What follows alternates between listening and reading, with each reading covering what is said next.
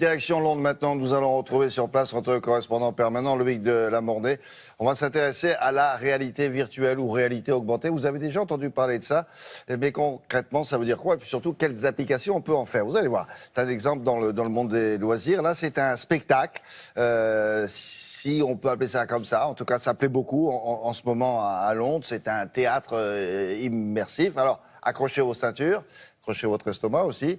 Il est question de zombies. Et le pire, c'est qu'ils vont débarquer en France, figurez-vous. Alors, à quoi ça ressemble? Question posée à Loïc. Bonjour. Bonjour William, vous l'avez dit, la réalité augmentée, on s'en sert dans plein de domaines. C'est une manière avec des effets spéciaux, avec des effets numériques, de renforcer les effets, de renforcer les sensations. Alors on s'en sert même parfois dans nos journaux télévisés, sur France Télévisions. On s'en sert même parfois en médecine. Et puis il y a toute une nouvelle application en ce moment dans le monde des spectacles, même dans le monde des parcs d'attractions. Alors effectivement, c'est une pièce de théâtre, si on peut l'appeler comme ça, qui vient de faire fureur ici à Londres. Alors attention, ça va peut-être pas plaire aux plus jeunes téléspectateurs qui nous regardent, aux jeunes enfants. En revanche, les adultes et les grands enfants, les adolescents vont adorer. Alors effectivement, c'est une espèce de pièce de théâtre où vous êtes à la fois dans un jeu de rôle, dans un jeu vidéo et vous allez devoir combattre des zombies. Alors nous, au bureau de Londres, on a envoyé nos deux cobayes, Cassandre Mallet et Élise Derbaumet, les combattre. Et effectivement, accrochez vos estomacs, regardez. On se croirait dans un film d'horreur, sauf que l'acteur, ici, c'est vous. Pour affronter les zombies, nous avons envoyé notre meilleur élément. Ton nom?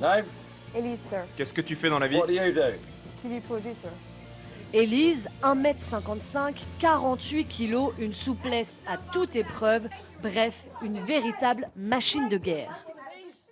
Le scénario du jeu est le suivant. Un virus étrange transforme les hommes en zombies.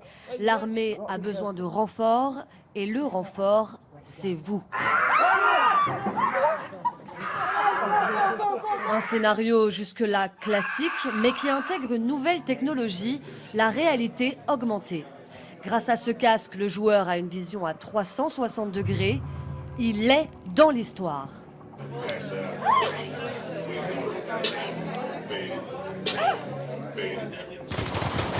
Ils arrivent de partout, tu entends leur bruit, ils sont en train de te manger, mais tu les vois pas, genre tu trembles et tout, t'as juste envie de partir de là. J'étais là, envie, quand est-ce que je sors de là? L'objectif des créateurs, rendre l'expérience aussi réaliste que possible. Au départ, nous avions ce jeu vidéo et nous voulions créer autour un théâtre immersif. C'est là que Bernie et son équipe sont entrés en scène. Ils ont réussi à construire une histoire qui englobe le jeu.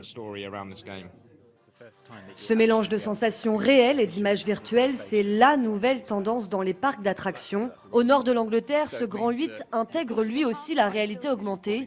Et voici ce que les passagers voient dans leur casque. Pour l'instant, la réalité augmentée est une technologie qui coûte cher, réservée aux parcs d'attractions. Mais très vite, elle arrivera dans nos salons. Oui, elle est près de vous, Élise. Non, ce que je voulais savoir, c'est effectivement, est-ce que ça fait aussi peur que quand on regarde un film d'horreur, Élise? Alors pour être honnête, William, toute la partie théâtre immersif, c'est pas ce qui fait vraiment peur. On sursaute tout au plus. Par contre, une fois qu'on vous donne votre casque de réalité augmentée, avec les écouteurs, donc vous avez aussi le son, là c'est une toute autre histoire. On est bien loin de son salon, de son canapé et de son film d'horreur. On est au premier rang face aux zombies qui, on le sait, ne sont pas réels, mais c'est tellement bien fait que vous avez réellement l'impression qu'ils vous courent après et qu'ils vous sautent dessus. Et là, je pense qu'on a tous vu que j'étais pas rassurée. Alors ça vient en France, hein. J'ai vu une date, hein. C'est samedi 16, on mettra ça sur le site de Télématin. Monsieur, madame, merci beaucoup et à bientôt. Au revoir, Élise.